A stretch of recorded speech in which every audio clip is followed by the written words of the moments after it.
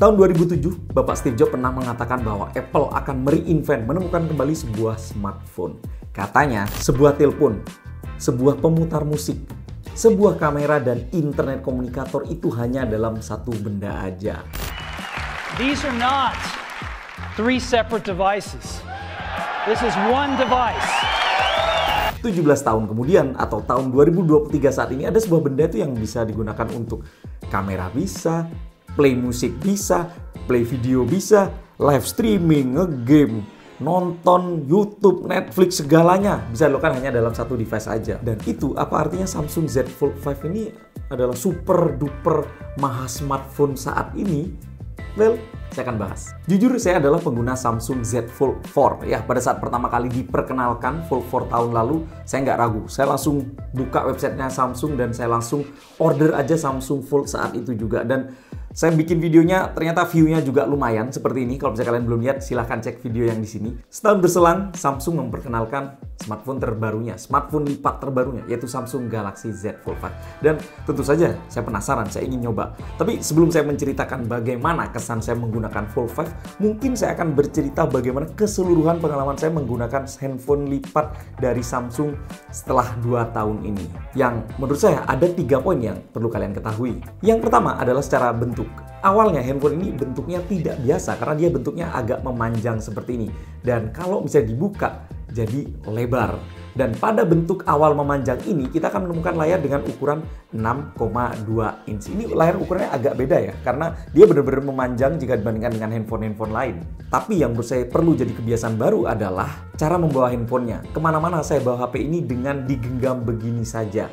Jarang saya masukin tas karena secara ukuran lebarnya ini kerasa ramping dan ini enak banget dipegang-pegang sendiri. Dan spek layarnya sendiri seperti ini. Saya yakin Samsung juga nggak main-main untuk urusan layar. HP terbaik pasti dikasih spek layar terbaik juga. Tapi kita perlu membiasakan satu hal pada saat handphone ini bentuknya ramping kayak gini, yaitu pada saat kita mengetik. Ya, karena ramping otomatis dia lebih sempit dibandingkan smartphone pada umumnya. Ya, ini kerasa ramping banget. Jadi pada saat saya awal menggunakan itu typo tidak bisa dihindari. Tapi setelah 1 tahun penggunaan, hal ini bukan masalah buat saya. Karena sekali lagi ini masalah kebiasaan aja. Lalu hal kedua yang perlu diketahui adalah pada saat smartphone ini dibuka melebar seperti ini, itu buat saya seperti membuka sebuah pintu rahasia yang membuat kita bisa melakukan apapun. Melebihi menggunakan sebuah smartphone pada umumnya yang bentuknya itu-itu aja. Dan ini keren sih menurut saya. Lalu poin ketiga yaitu pada saat saya ingin gunakan untuk menikmati konten multimedia, YouTube, Netflix, dan lain-lain. Bentuk seperti ini tuh bener-bener memanjakan saya banget.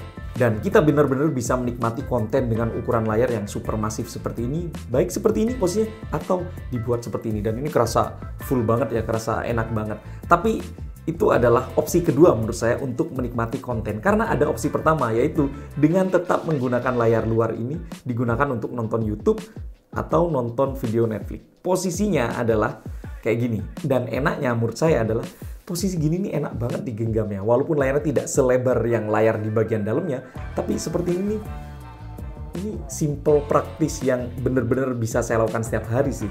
Saya tuh ngerasa bentuk seperti ini praktis, saya bisa nonton gini, dipegang satu tangan gini, bisa banget. Dan ini enak ya, kalau misalnya posisi males dipegang, kita bisa memposisikannya dengan duduk seperti ini. Dan itu artinya kita sudah punya stand untuk handphone kita ini sendiri. Walaupun sekali lagi tidak selebar di layar bagian dalamnya, tapi ini menurut saya praktis sekali. Dan ini adalah posisi yang sering banget saya lakukan. Yang menurut saya ini adalah sekte ketiga, alias ya orang-orang yang doyan nonton tapi di posisi seperti ini. Dan ini menarik sih. Tapi ada satu model lagi yang bisa kita manfaatkan, yaitu misal kita menggunakan layar bagian dalamnya seperti ini. Kalau misalnya ditekuk sedikit gini, itu kita mengaktifkan yang namanya flex mode panel. Jadi kita bisa nonton di kondisi terlipat tapi ala-ala laptop gini. Dan di bagian bawahnya nih ada controllernya ya.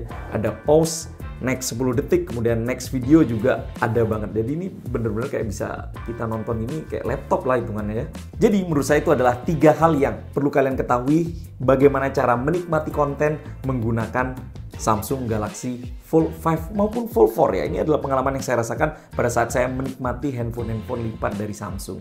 Oke, berikutnya saya akan mulai membahas kelebihan-kelebihan dari Samsung Z Fold 5 ini. Yang pertama adalah sisi multitasking. Yes, layar bagian dalam yang super besar ini menurut saya adalah menjadi pembeda luar biasa antara handphone ini dibandingkan dengan handphone-handphone lain yang ada di luar kebanyakan.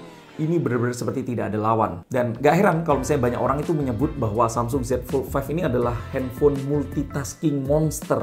Ya, karena memang dia diciptakan untuk banyak melakukan multitasking. Diciptakan untuk bisa melakukan banyak hal dalam satu layar sekaligus. Karena Samsung Fold 5 ini bisa nampilin 5 window dari 5 aplikasi yang berbeda dalam satu layar.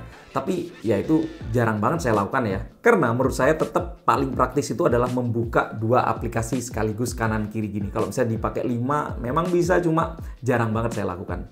Paling sering 2 aplikasi gini. Entah itu posisinya kanan kiri seperti ini ataupun dibuat posisi atas bawah seperti ini. Dan ya sesimpel itu untuk merubah tampilan-tampilannya dalam mode multitasking pada Samsung Fold 5 ini. Yes. Jadi kalau misalnya kalian nanya gimana sih buka 2 multitasking 2 Windows pada Samsung Z Fold 5 ini, gampang banget. Tinggal pertama buka aja satu aplikasi, terus kemudian drag aja. Dan ini bisa kita drag antara di bagian bawah atau di bagian samping kayak gini. Dan sudah, kalau misalnya mau swap kiri kanan gimana, tinggal tekan aja yang sini, dia akan berpindah. Atau kita ingin berpindah posisi atas bawah, tinggal tekan ini aja. Dan ya, semudah itu. Jadi menurut saya nggak heran kalau misalnya orang mengatakan bahwa ini adalah multitasking monster, karena secara user experience itu mulus banget, bener-bener seamless, kayak no effort gitu lah, effortless banget. Dan kalau misalnya kalian ngerasa posisi kayak gini masih kurang serak, ada satu bagian kurang lebar, cukup tahan aja bagian tengahnya ini, terus kemudian tinggal drag aja. Tinggal drag aja begini. Dan dia posisinya akan berubah. Satu 3/4 lebih besar, satu 1/4 lebih kecil. Dan ini bener-bener simple. Jadi gak heran kalau misalnya ada orang yang mengatakan bahwa ini adalah monsternya multitasking, karena bener adanya. Dia simple banget, seamless banget, dan kerasa effortless banget untuk berpindah dari aplikasi ke aplikasi yang lain. Tapi kalau misalnya kalian ada yang tanya, untuk saya sendiri kepakainya itu multitasking untuk ngapain? Yang jelas, gara-gara saya sudah punya Samsung Z Fold 5 ini, akhirnya tuh saya jarang banget bawa laptop keluar. Dan ini saya gunakan terutama khusus untuk scripting atau menulis beserta riset. Jadi saya nggak perlu lagi bawa laptop yang ukurannya besar, saya nggak perlu lagi repot-repot bawa tas yang gede, cukup bawa gini aja, saya masukkan kantong, dan itu artinya saya sudah punya komputer kemana aja. Dan tersambung internet kapanpun yang saya mau. Jadi saya bisa nulis di mana aja, di cafe, di antrian, di manapun. Saya bisa nulis beserta ngeriset juga. Ya, riset itu artinya ya nonton YouTube, baca-baca berita teknologi dari luar, dan masih banyak lainnya. Sebagai contoh, saya tuh biasa nulis pakai Notion. Jadi yang biasa saya lakukan adalah YouTube di sebelah kanan, kemudian Notion-nya di sebelah kiri. Jadi saya bisa nulis di sebelah sini, tapi sambil nonton video referensi dari YouTuber luar atau dari video-video promosional dari si brand itu. Jadi ini benar-benar membantu sekali buat saya. Lalu hal kedua yang saya lakukan adalah tentu saja untuk sosmed. Ya, karena saya adalah sosmed freak, karena saya bikin konten di sosmed, otomatis mau nggak mau ya saya juga aktif banget di sosial media. Yang biasa saya lakukan adalah saya membuka 2 aplikasi sekaligus, yaitu Instagram di satu sisi, dan satu lagi saya buka X atau Twitter lah, orang zaman dulu tahunya. Tinggal drag aja sebelah kanan kiri, dan itu artinya saya sudah bisa Instagraman di sebelah kanan, Twitteran di sebelah kiri. Atau kalau misalnya kurang, saya bisa nambahin satu aplikasi lagi ya. Saya bisa nambahin TikTok mungkin, bisa saya taruh gini. Nah, tuh, sudah tuh deh.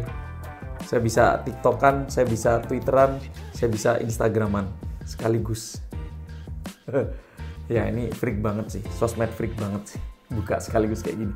Lalu misal pada saat saya ingin cari referensi, saya buka Pinterest biasanya. Dan buka Pinterest di layar berukuran 7,6 inch seperti ini bener-bener surga banget ya, karena dia akhirnya bisa menampilkan banyak halaman sekaligus. Dan ini bener-bener ya memudahkan saya sih untuk nyari referensi sih. Ada satu alasan lagi kenapa saya cukup nyaman menggunakan handphone lipat ini dari Samsung, yaitu masalah ekosistem. Ya, barang Samsung di rumah saya itu nggak cuma handphone ini aja, karena saya tuh punya AC Samsung, terus kemudian kulkas di rumah juga Samsung, mesin cuci di rumah Samsung, dan smart TV di rumah juga mereknya Samsung. Dan enaknya, semua peralatan Samsung itu benar-benar bisa saya kontrol hanya dengan satu handphone ini aja, yaitu melalui aplikasi yang namanya SmartThings. Yes.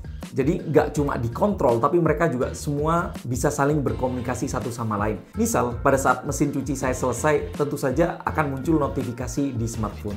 Tapi sebagai catatan aja, notifikasinya itu nggak cuma muncul di handphone saya aja, melainkan di TV. Ya, kalau misalnya saya lagi nonton TV, mesin cucinya selesai nyuci, itu juga muncul notifikasi. Dan itu menurut saya tuh bener-bener mempermudah banget bagaimana penggunaan sebuah ekosistem Samsung ini ke kehidupan saya sehari-hari. Kemudian berikutnya adalah saya ingin bahas ini, bener-bener ingin bahas, yaitu kalau misalnya kita ingin menggunakan handphone ini sebagai laptop experience, itu bisa banget ya. Cuma saya sendiri tuh jarang memanfaatkannya, yaitu dengan menggunakan DeX Mode pada handphone ini. Berkat fitur ini kita bisa menjadikan Fold 5 ini sebagai CPU utama dan kita bisa nyambungkan dengan monitor, mouse, serta keyboard. Dan seperti yang kalian lihat, jujur ini bukan setup setiap hari saya, tapi dengan menyambungkan port Type-C ini ke monitor, lalu menyambungkan keyboard dan mouse Bluetooth ke Fold 5 ini, dan voila! Kita bisa mendapatkan komputer hanya bermodalkan sebuah handphone ini aja. Dan tampilan UI-nya juga ala komputer Windows ya, yang experience-nya itu familiar banget buat kita. Jadi Fold 5 untuk komputer jelas bisa banget. By the way, ini dari tadi Ibro menjelaskan experience mana speknya bro. Tenang aja, saya taruh agak belakang karena saya paham. Saya menyadari bahwa buat channel saya, experience itu nomor 1. Spesifikasi itu nomor 2, karena kalian bisa lihat di mana aja. Tapi tetap saya akan bahas bahwa Samsung Z Fold 5 ini secara spesifikasi nggak main-main. Dia menggunakan spek yang top tier-nya, paling tinggi dari Samsung. Seperti prosesor, Fold 5 ini sudah menggunakan prosesor Qualcomm Snapdragon 8 Gen 2 for Galaxy. Ada embel-embel for Galaxy. Prosesor terbaik terkencang dari Qualcomm untuk tahun 2023. Nggak cuma kencang, tapi juga paling efisien. Ada embel-embel for Galaxy karena memang khusus dioprek untuk memaksimalkan smartphone dari Samsung ini. Dan pengaruhnya tentu saja juga ke performa ya. Semua multitasking tadi bisa terjadi karena prosesor yang digunakan sudah super maksimal. Jadi walaupun buka banyak aplikasi sekaligus dalam satu layar, nggak ada lemot-lemotnya sama sekali dan bener-bener wush. Pengaruh prosesor ini juga pengaruh ke ISP atau itu bagian dari chip yang digunakan untuk memproses sebuah foto. Secara spesifikasi kamera, kita akan mendapatkan triple kamera di bagian belakang, 12 megapiksel ultra wide f2.2, 50 megapiksel main camera dual pixel AF OIS f1.8 serta telefoto 10 megapiksel PDAF OIS f2.4. Hasil kameranya menurut saya masih level kelas flagship walaupun tidak segahar raja kamera merek Samsung yaitu Samsung S23 Ultra. Menurut saya ini kelasnya sama kayak Samsung S23 atau S23 Plus lah. Karena secara pilihan lensa itu mirip banget. Ada wide, ultra wide dan juga tele. Sedangkan kalau misalnya S23 Ultra kan ada yang sampai 10 kali yang telefotonya lebih jauh lagi. Dan bisa kalian lihat sendiri hasil foto maupun videonya. Dan sekaligus mungkin kalian bisa juga cek bagaimana mikrofon pada Samsung Fold 5 ini. Sekarang saya lagi duduk-duduk di Avenue of Stars. Jadi di sini-sini ini ada namanya aktor, aktris atau orang terkenal yang di Hong Kong. Namanya itu beberapa familiar gitu sih. Ini mungkin enggak sih. Tapi nanti ada cap tangannya juga. Misal kayak gini atau kayak gini ya, ini ada ini ya, telapak tangannya gitu. Salah satu keunggulan handphone flagship adalah bisa merekam video 4K 60 fps. Tapi di Fold 5 ini nggak cuma 4K 60 fps, bisa juga merekam video 8K, tapi jarang kepake sih. Tapi buat saya video 4K kondisi low light kayak gini dan bisa kalian lihat sendiri hasilnya, menurut saya tuh oke lah, bener-bener kelas flagship sih ini. Dan ini adalah perekaman kamera belakang video 4K 60 fps, tapi saya rendernya ke 30 fps. Cuma bisa kalian lihat stabilnya kayak gini dan mikrofonnya juga seperti ini.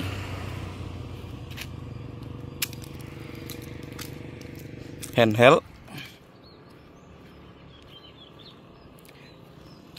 Cuma sayangnya kalau misalnya sudah dibuat ngerekam video 4K 60 fps, kita nggak bisa berpindah lensa ke lensa yang lain.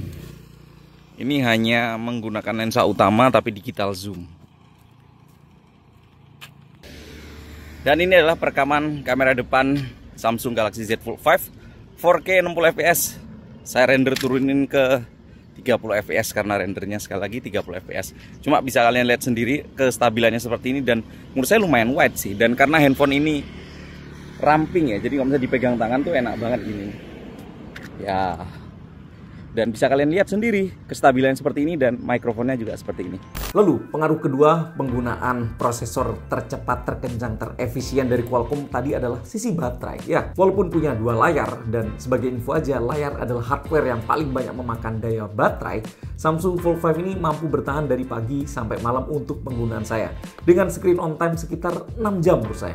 Padahal kapasitasnya nggak gede-gede amat, 4400 mAh. Atau kalau misalnya kalian ingin awet lagi, menurut saya pakai aja layar bagian luarnya terus. Nggak usah sering-sering menggunakan layar bagian dalam. Cuma buat saya sih sayang sih, udah punya handphone gede kayak gini layarnya, kalau misalnya gak dimanfaatin ya kan. Kemudian proses chargingnya menurut saya juga lumayan cepet ya. Sekitar 1 jam lebih dikit lah dengan charger berdaya 25 watt. Dan 30 menit bisa 50%. Dan menurut saya sudah oke banget ya. Oh ya, ada satu lagi menurut saya itu adalah pengaruh utama penggunaan prosesor terbaru dari Qualcomm tadi, yaitu performa gaming. Ini nggak nyangka banget, karena ya saya nggak niat beli handphone ini untuk gaming, tapi ternyata pada saat saya gunakan untuk ngegame ini bener-bener lancar banget. Dan walaupun saya gunakan untuk ngegame dalam waktu yang lama, ternyata bagian belakangnya tuh bener-bener nggak panas sih, masih tetap anget-anget biasa aja. Mungkin ya selain penggunaan Snapdragon 8 Gen 2, mungkin ini pengaruh dari terdapatnya vapor chamber cooling pada bagian dalamnya, jadi nggak heran adem-adem aja. Oh ya, poin lain yang menurut saya itu juga menjadi hal positif pada Fold 5 ini, yang pertama adalah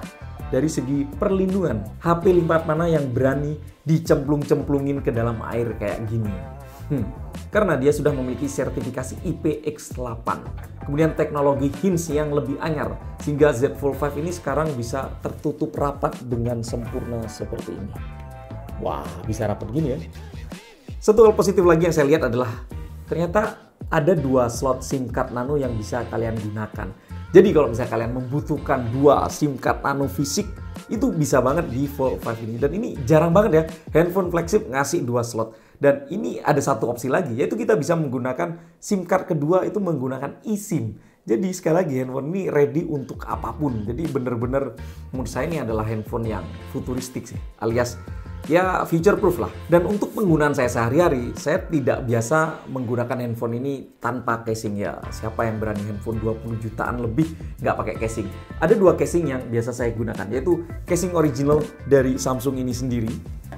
Ini biasanya saya gunakan sehari-hari. Tapi kalau misalnya saya keluar kota, itu saya pakai casing dari UAG ini. Dan ini lebih bulky gitu. Tapi menurut saya ini lebih aman sih. Jadi kerasa lebih safe aja. Mau keluar kota, ya ini kerasa tebal banget. Dan ini kalau misalkan kalian lihat ada bekas, ada kayak jatuh-jatuhnya. Ya, karena memang beberapa kali saya menjatuhkan handphone ini. Tapi untungnya saya masih menggunakan casing yang super tebal seperti ini. Ya, itu adalah user experience saya dalam penggunaan handphone ini sehari-hari menggunakan 2 casing ini. Sebagai penutup, kalau misalnya ada yang tanya, bro ini handphone buat siapa ya? Menurut saya itu ada 4 kategori orang. Yang pertama adalah orang yang bosan dengan handphone yang biasanya gitu-gitu aja.